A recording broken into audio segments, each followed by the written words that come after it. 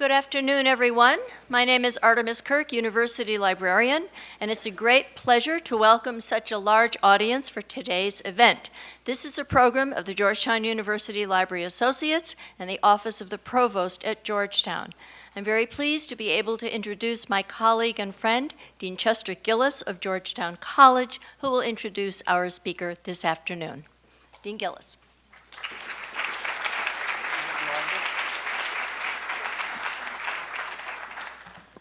Thank you, Artemis, and welcome, everyone.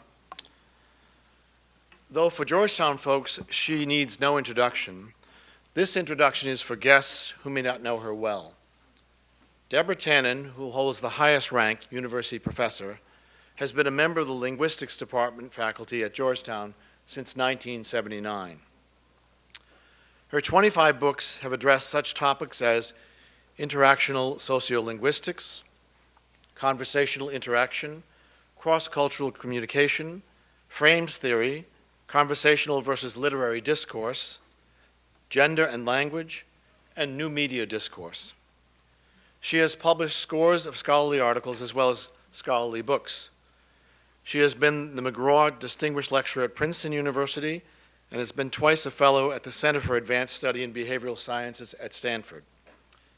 And she has been awarded 5 honorary doctorates.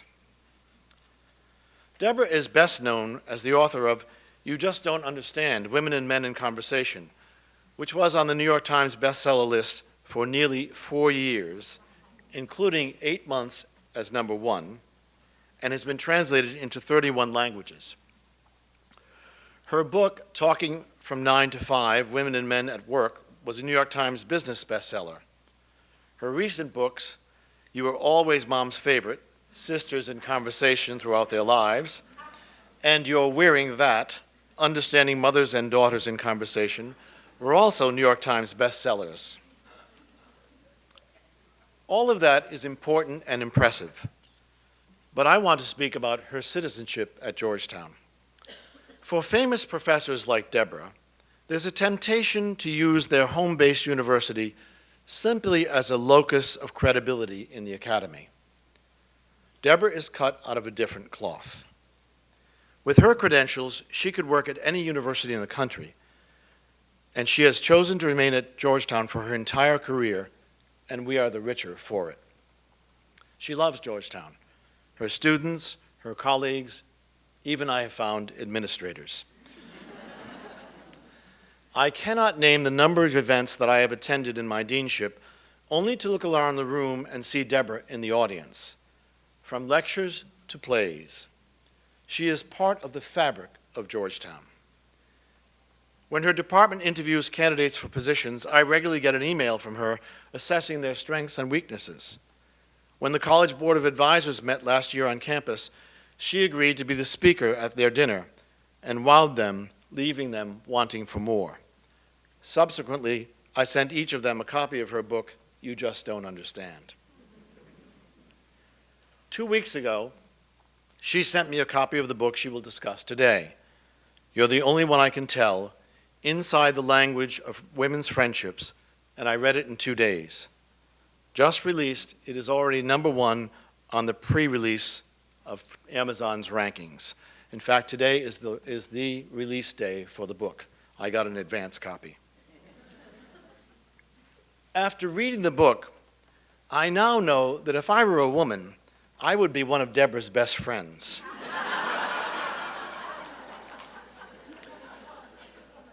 Whether a woman or a man, we are in for a treat as she opens our eyes and ears to the language and the world of women's friendships.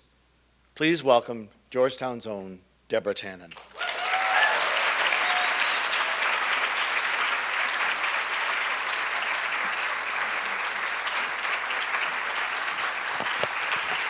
Wow. God, I don't even have to talk.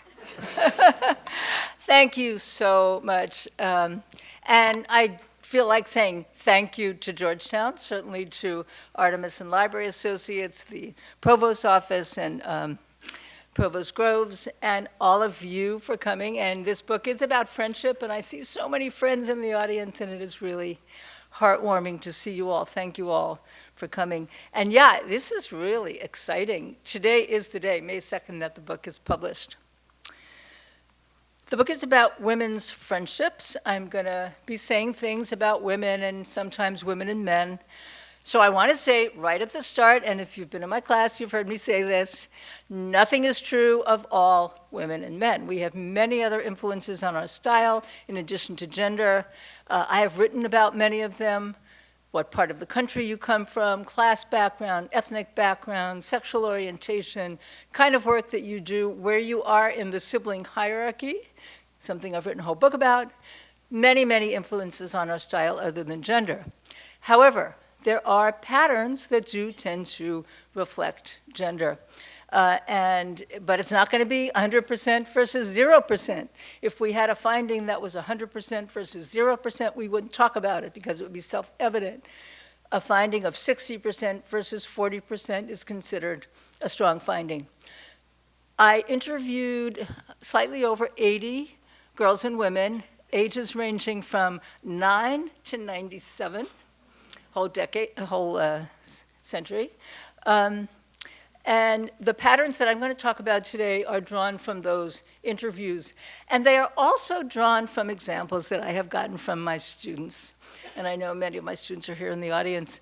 All the books that I've written, I use examples from students. So I want to say very clearly how I go about getting permission, because it really could seem like I'm taking advantage of my power, the power of my position as a professor to force students to give me their examples and give me permission.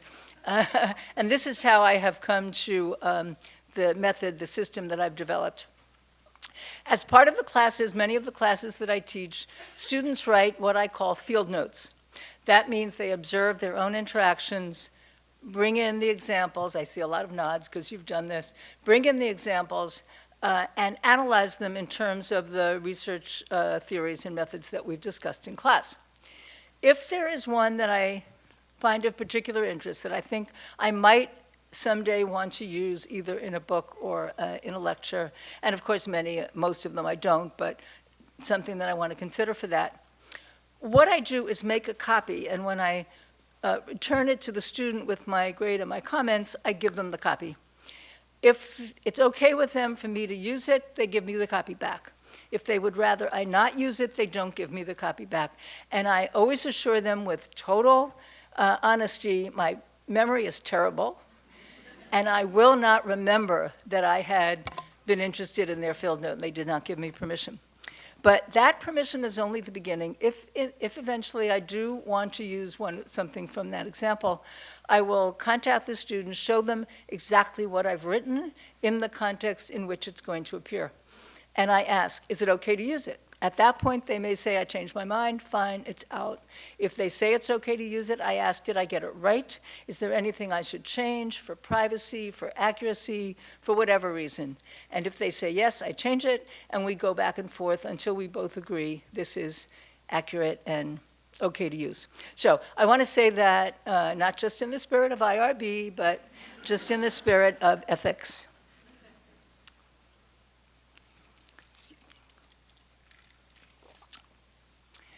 Okay, so I'll be drawing on some of those examples today. And in particular, I have a chapter on social media, and I really, really learned a lot from the students and the classes I have taught on social media over the years. The 80 women that I talked to about friendship, I heard comments like, my friendships with women are as essential as air. My women friends are the most sustaining thing in my life. But I also heard comments like, I find friendships with women difficult terrain to navigate. And I even heard, I don't have women friends, I don't trust women. Those were the minority, but I did hear not a few comments like that. When I wrote the book about mothers and daughters, you were in that, I concluded, I saw that relationships between mothers and daughters can be as passionate, as complicated, as intense as romantic relationships. And the same is true of relationships between women friends. Now, let me say right here, I'm going to be talking about women friends because that's what I actually observed. Much of what I say will also be true of men friends, and certainly of friends between women and men, including women and gay men. My own best friend is a gay man, and that's a very interesting topic. But I'm just going to be focusing on friendships among women because that's what I studied and that's what I looked at. I heard such deeply moving stories of lifelong relationships and of the kinds of devotion that friends showed to each other and how important they were to each other. And it was all ages. A third grader, this is a high school student told me about this, when she was in third grade, something had happened in her family that was very upsetting, and it got around the school. You know, that happens. And it was really difficult for her to talk about. Her friend group, as a team, protected her. They didn't ask her for details because they understood, they sensed she really didn't want to talk about it. But if they sensed that another kid who was not in their group was going to ask her questions, they physically formed a barrier around her so that the intruder couldn't get to her. They really protected her. This was third grade. And I certainly heard parallel stories when people were adults. Friends who jumped on a plane, flew across the country, stayed for a week or more because a friend was recovering from surgery or from an illness.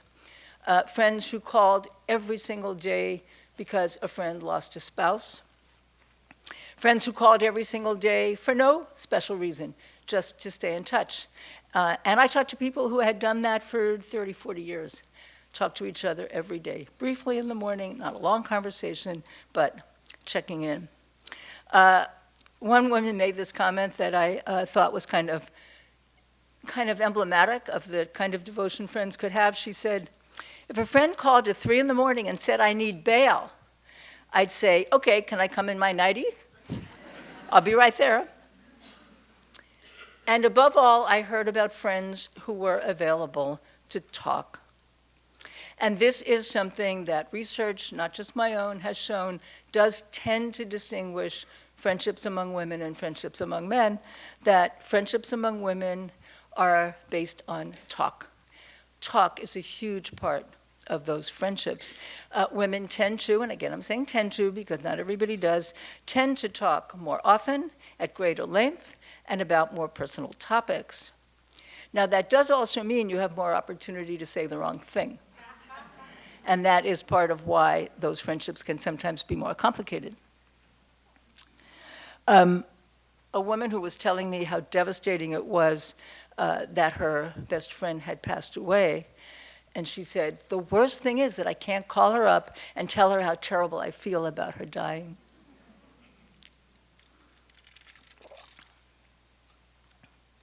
So all this talk is what makes relationships, friendships among women, both very gratifying, deeply gratifying, and also sometimes complicated. And I'm going to start by illustrating the difference, or what conversations among women friends says about those friendships, by telling you about a conversation that a woman told me she had with her son. Now, the son had recently graduated from college, and now he was living somewhere else. And she was talking to him on the phone, and she was asking him about one of his friends, whom she knew quite well. The friend's name was Mike. And she said, have you talked to Mike lately? And he said, yep, talked to him yesterday. How's he doing? I don't know.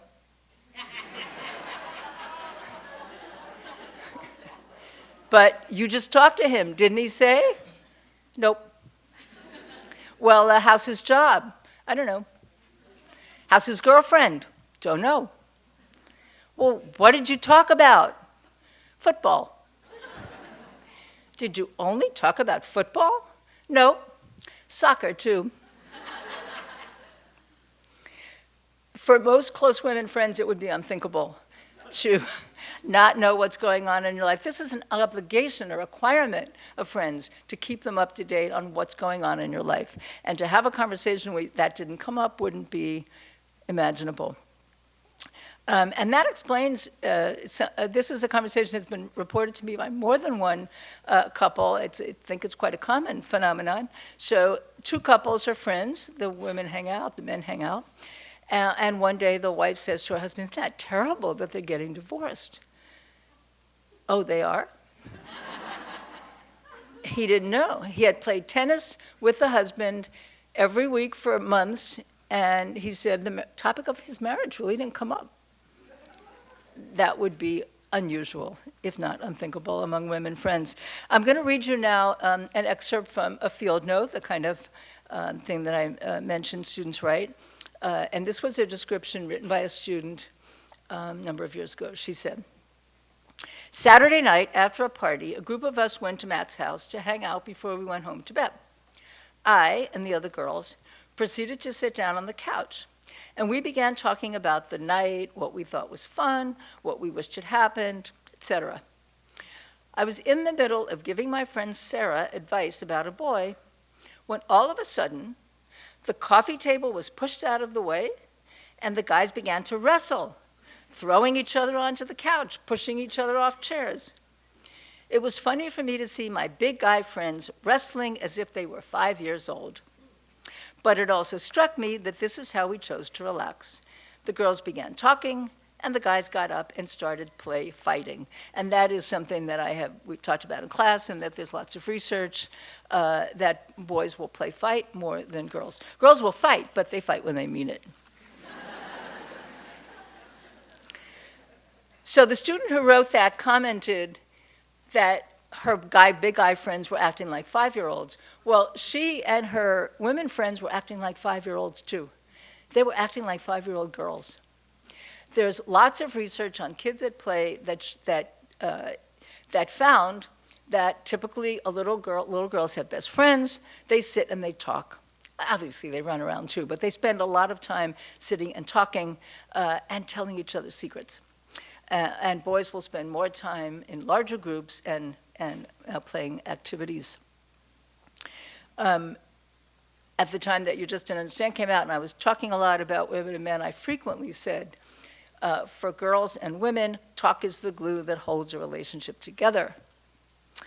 So let me just give you another anecdote that somebody told me, one of the people that I interviewed, just about the comfort of talk. How does all this talk work in the friendship? She was telling me how important her friends were when her children were small. And she had a neighbor who was also had children the same age. And she said one time, the neighbor called her up, and she was kind of upset because her little boy had dropped a jar of mayonnaise on the kitchen floor, spread the mayonnaise all over the floor, added eggs to it because he was going to make a cake. And she said she just left the mess and came over, and we just drank coffee and commiserated. Now, a lot of people hear that story and say, what happened to the kid? Did she leave him at home? So I called her up and asked her, follow-up question, where was the kid? She didn't remember. So I can only tell you what she remembered. She said, maybe he was taking a nap. But this word commiserated is really significant. Feeling that there's somebody who understands what you're going through, who has gone through something similar, is so significant. And it's a particular kind of talk that has been written about quite a bit. It was first described by someone named Gail Jefferson. She gave it the name Troubles Talk. Troubles talk is a big part of many women's friendships. And this seems to be the case all over the world. And there's one quote that I really love about this, and this was recorded by our own Aysulu Kubayeva, who is from Kazakhstan and actually recorded women in Kazakhstan talking about their friends. And she recorded a woman who made this comment. She said, "When you have talked to someone, it is lighter on the soul. The days seem sunnier, and troubles step back and start seeming smaller." It's a beautiful way to put it, isn't it? But that is what is captured by many of the comments that people made and many of our own experiences. And it's the primacy of troubles talk that I think is behind a scenario that is talked about a lot, and it's often traced to You Just Don't Understand, conversation where a woman tells a man about a problem, and he offers a solution, and she's frustrated, and then he's frustrated. She's frustrated because she didn't want him to fix it. She just wanted to talk about it. And he's frustrated because why do you want to keep talking about it if you don't want to do anything about it? And furthermore, what I think is really important is they're both frustrated because they're trying to be a good person. They're trying to give the other what they want.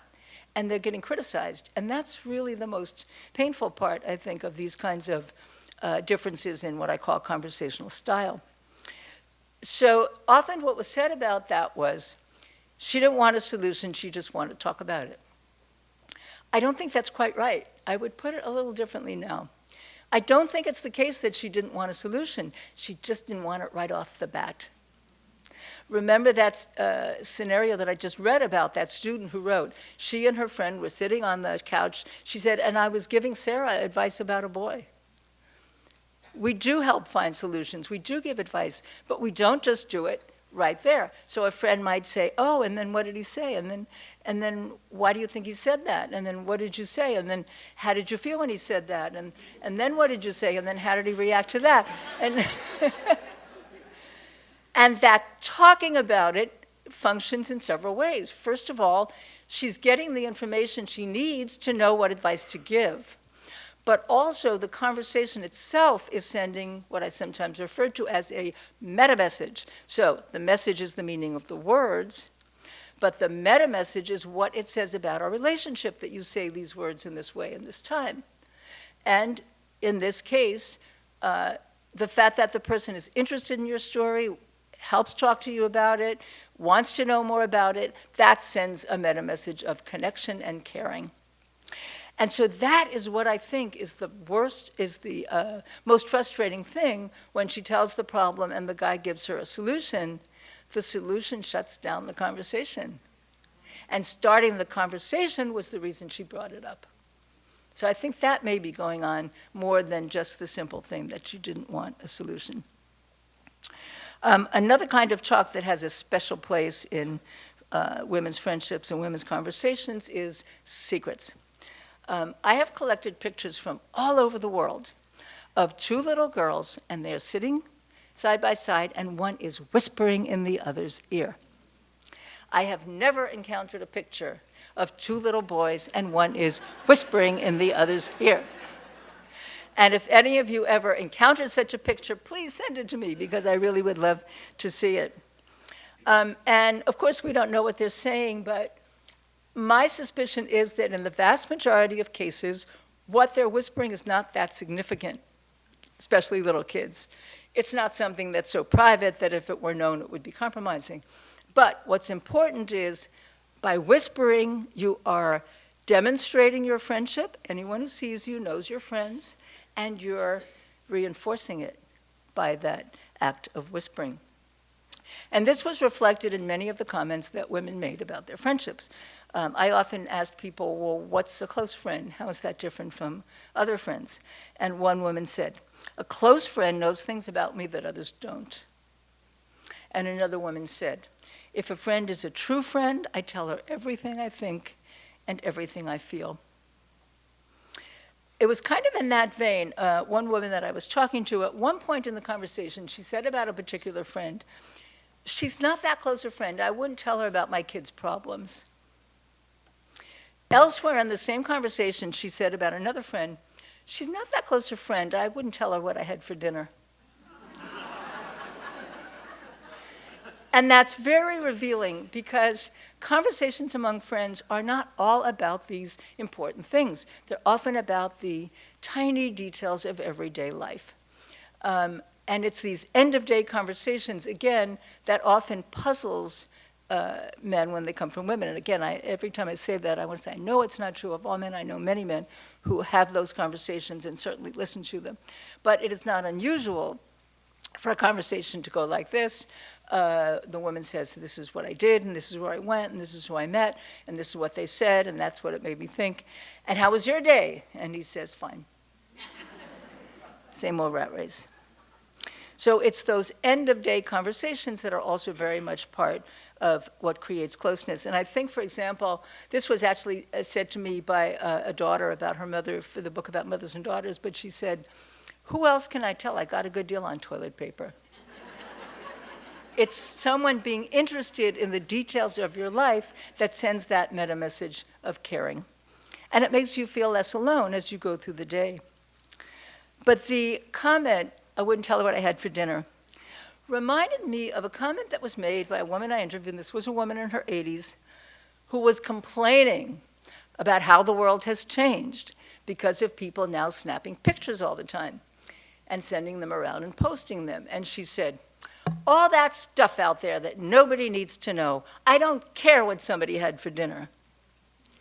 I think she would care if it was a close friend. And I've come to think about the snapping and the sending and the posting of photos as an extension of those how was your day conversations.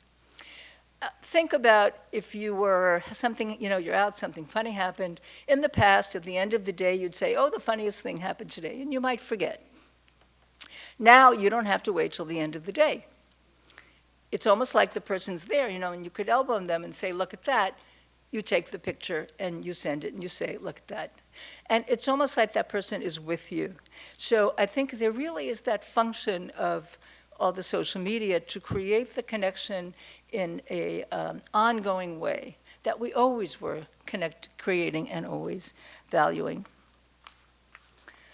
So that's one of the things that is wonderful about the social media and everybody having their iPhones.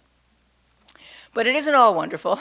Actually, many of the points I'll be making are that the gifts and the risks are often two sides of the same coin. The same functions, the same thing that has a very positive function can also have a negative function. And the constant snapping and posting of photos is one such thing. You've heard of FOMO, F-O-M-O, fear of missing out, FOMO. And that's posed as one of the reasons that we're always checking our phones. Some of us, it's email, it might be Instagram, Snapchat, whatever. You're always checking to make sure you don't miss something. With FOMO, you might have missed the party because you didn't check your phone in time. But I've coined a new term, FOBLO, fear of being left out. And that's worse. You missed the party because you weren't invited. And this is something that I found was true of friends that was also true of sisters and mothers and daughters and families in general, that women were often hurt because they were left out. And often if it was a family, the mother was hurt, the father wasn't, by not being included in something. Constantly seeing pictures of what you were left out of is more painful than hearing about it. We always heard about things that we were left out of, but now we see pictures. And I think that is harder. It's also particularly sensitive for women because girls really do punish girls they don't like by locking them out. And little boys don't. Boys will let everybody play. They might treat them badly, but they don't lock them out. The classic threat of a little girl is, you can't come to my birthday party. And little girls are very creative about locking other girls out. So my colleague Amy Sheldon studies preschool kids at play, and she observed this little girl who was, they were playing house, and another little girl wanted to play. She didn't like that little girl. So she said, you can be the baby brother, but you aren't born yet.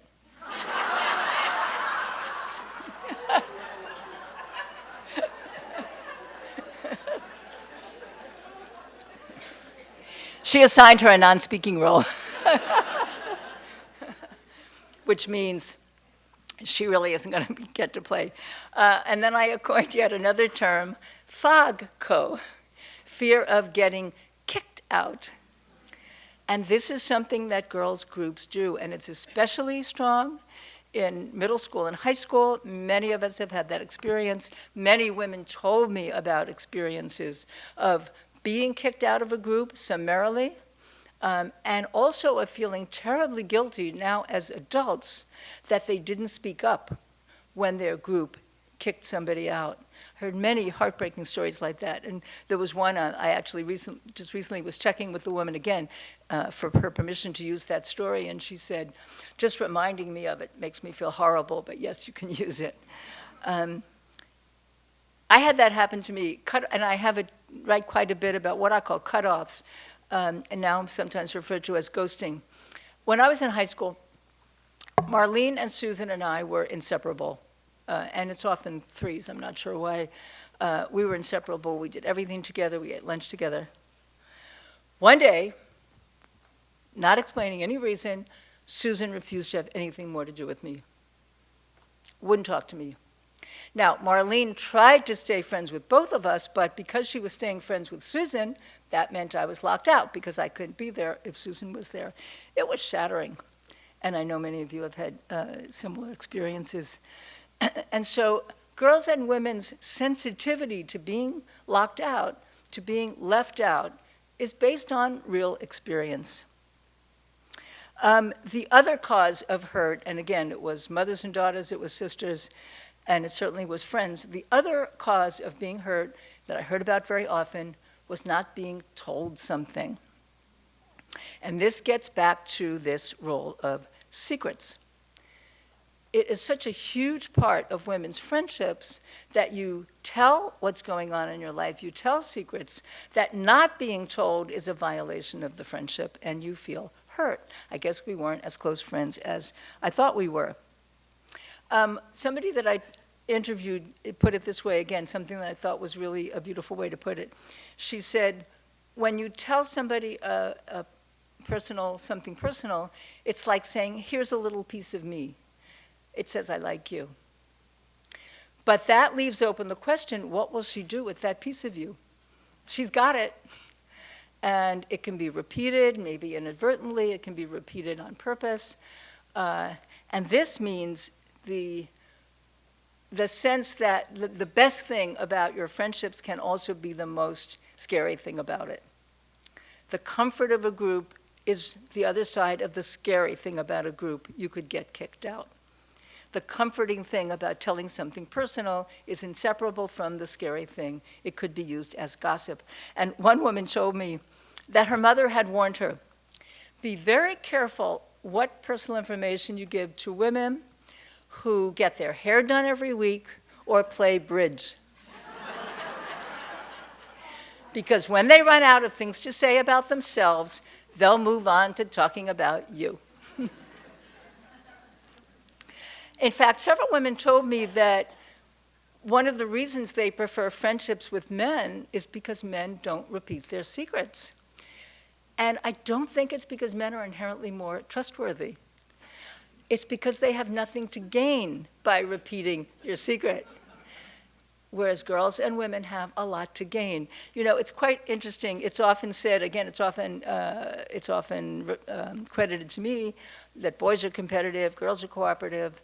And that's, again, something that I would definitely not say anymore. We're all competitive, we're all cooperative, but we do it in different ways. One of the things about which women can be very competitive is who knows what and who knows first. Your status goes up if you knew something personal first. Your status goes down if there's something important about someone who was supposed to be a friend and you didn't know. Maybe you weren't such good friends. The fear of gossip seems to be as universal as the treasuring of troubles talk. And the same Kazakh woman who Aysulu interviewed, elsewhere in the conversation said, I don't share the difficult stories of my life with anyone. Even though she had just said how helpful it is, how wonderful it is to be able to do it. But if you're in a small village, you really have to think about gossip. I want to talk about just one more difference that is very typical of differences between women and men. And that is the use of indirectness. And I'm going to illustrate it by reading two contrasting field notes, both written by students in my class. They both have to do with negotiating with roommates. And I have to say, I have read many, many, many field notes about roommates. That is a big challenge. Here's the one that a woman wrote. On a couple of different occasions last week, I heard my roommates mention that they wanted to have a party on Thursday. I didn't think much of it until Thursday afternoon when I realized I would be up all night writing a paper that was due Friday morning.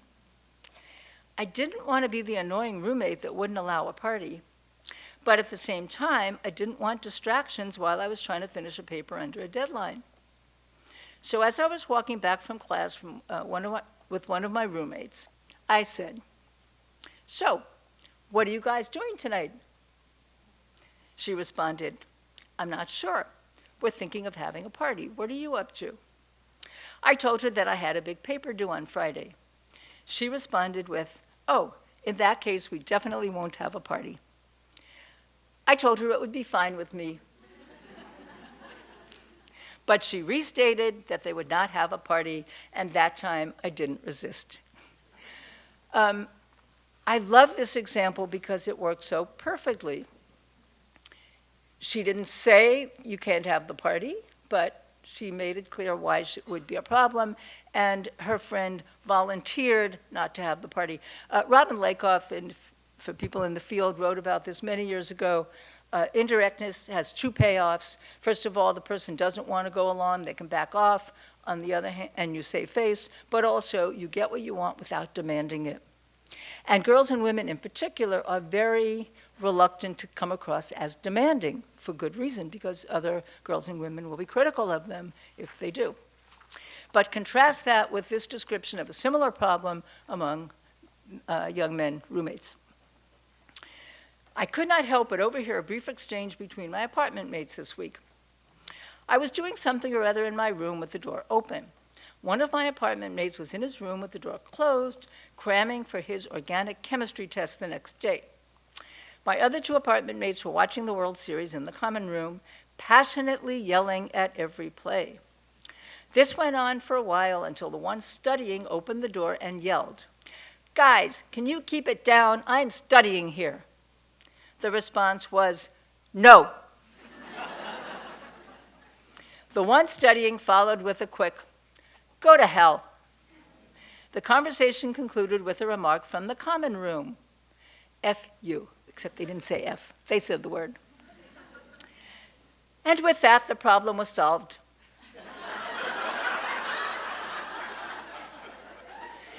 They lowered the volume on the television and mellowed out considerably. No one was mad, just a typical way of problem solving in Henley 60. Now, what's interesting there to me, of course, it's interesting that kind of hard to imagine women having that conversation that way. Like, kind of hard to imagine the guys having the conversation the way the women did. But that's also indirect. It's indirect because they're not saying what they mean. They say no, but they are going to quiet down.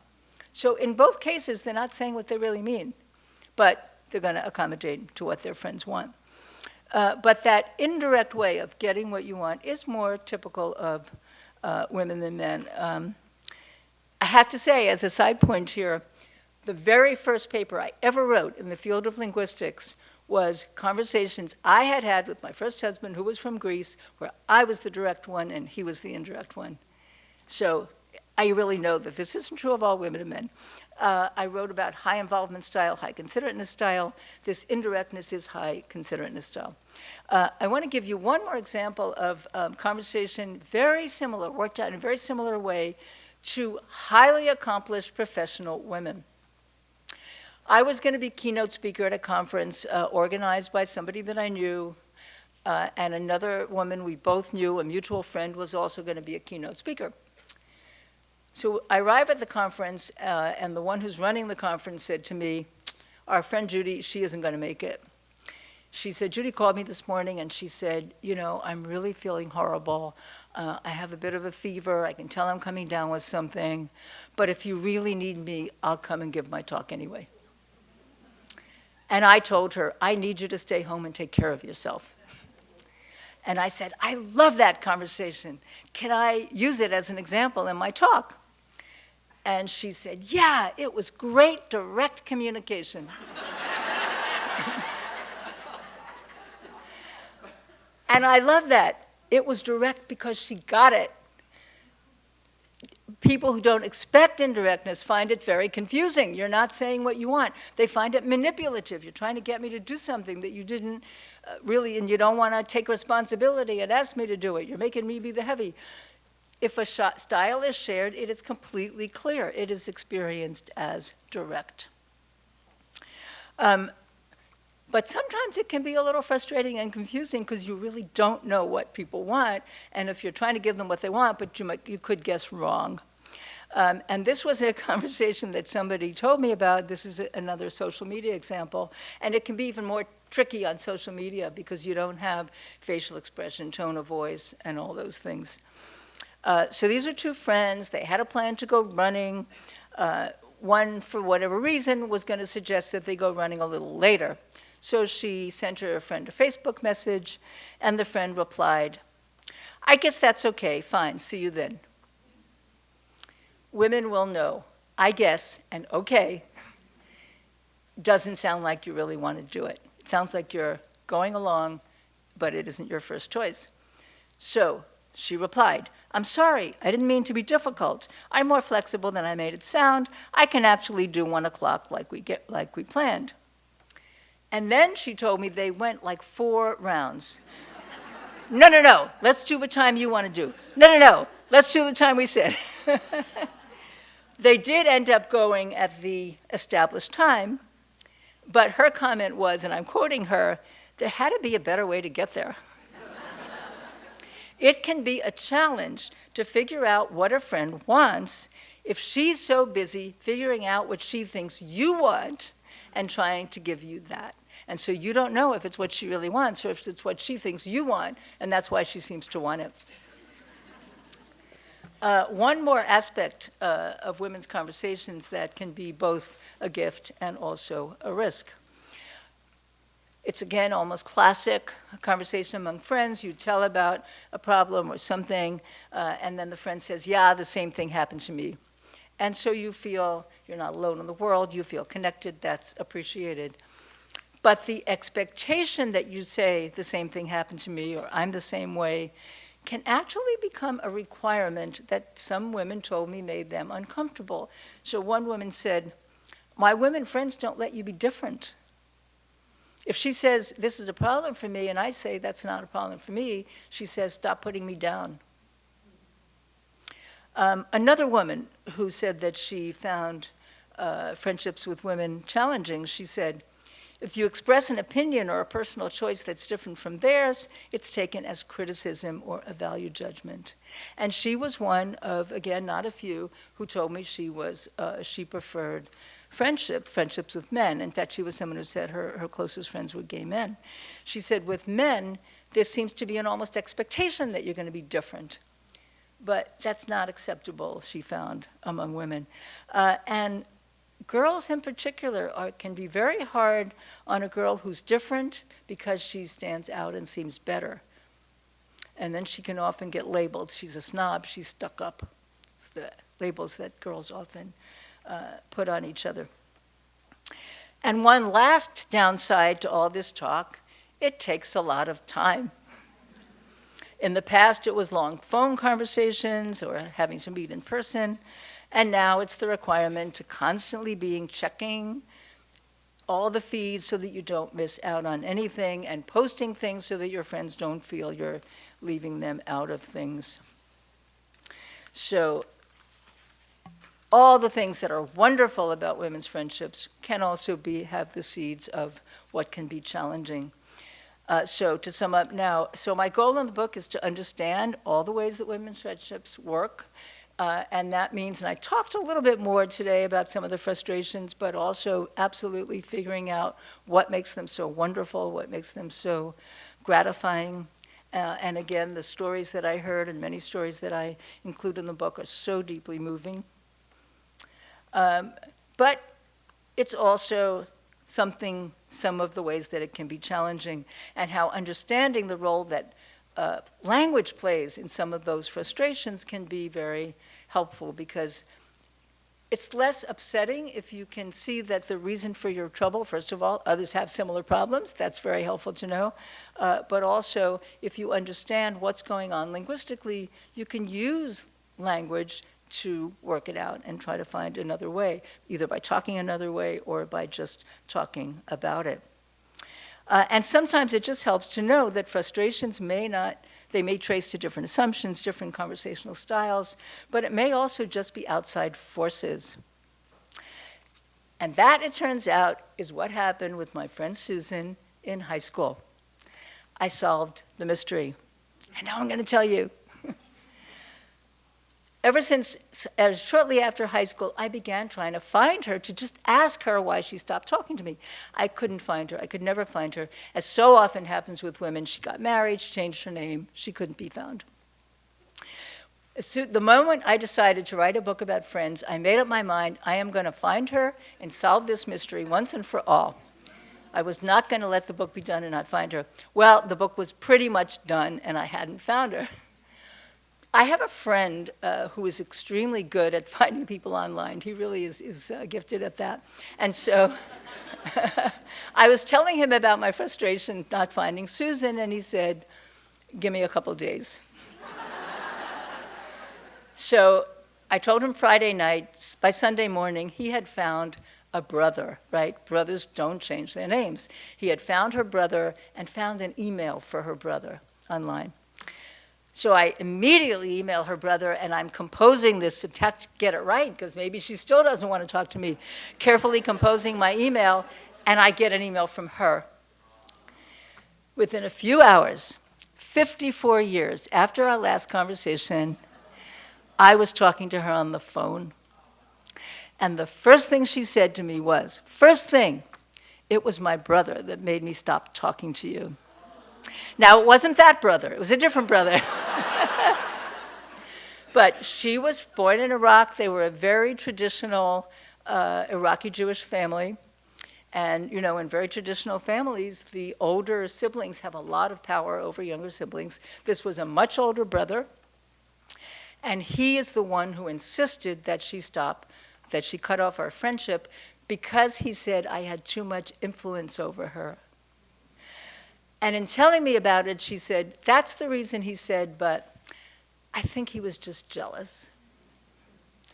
And I had other examples in the book where I had said just that, especially if it's a parent or a guardian that makes a younger person cut off a friendship. It can be that. So I want to end with that, both because it's kind of a happy ending, and now we see each other. But when you're cut off, it's so painful because you find yourself thinking, what did I do? I must have done something terrible.